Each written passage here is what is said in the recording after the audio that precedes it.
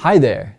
In this tutorial, we'll enhance the realism of an object by incorporating the Reflections module, a powerful tool that simplifies the complex task of reflections in WebAR. The Reflections module enables realistic reflections in just a few easy steps, utilizing the user's camera feed to generate an environment map for our models. If your model already includes metallic properties, you're all set to proceed. If not, we can start by preparing our models in our preferred 3D software. In this case, Blender. We will start with the principal BSDF material, a PBR, physically based rendering implementation within Blender. To achieve the desired effect, simply increase the metalness and decrease the roughness of the material to your liking. Let's export our model in GLB format and get ready to use it in our project. In this example, we'll be using the A-Frame Real-Time Reflections project, which just has a lot of helpful information about the Reflections module and how to use it. This project already includes two models that showcases both static and real-time environment cue maps. A static cue map uses a preset image cue map that you can set yourself.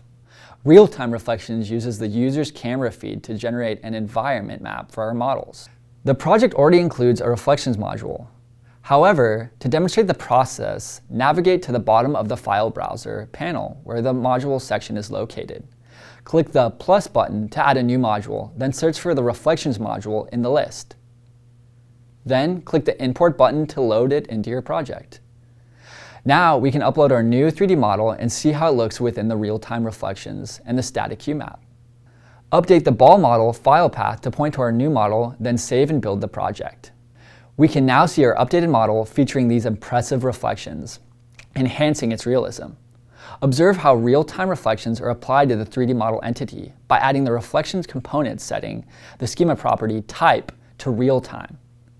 Similarly, notice that static reflections are also applied to the 3D model entity by adding the reflections component and setting the schema property type to static. Note that real-time reflections do not work with desktop 3D experiences as they do not have access to a camera feed necessary for constructing the reflection cue map. To address this, refer to the responsive immersive script, which includes logic for updating the schema property type from real-time to static on desktop devices. You can now easily use the module and technique for any of your 8th wall projects. With the help of reflections, our virtual objects appear more lifelike and seamlessly blend with the real world. Thanks for watching, and make your projects shine with 8th wall.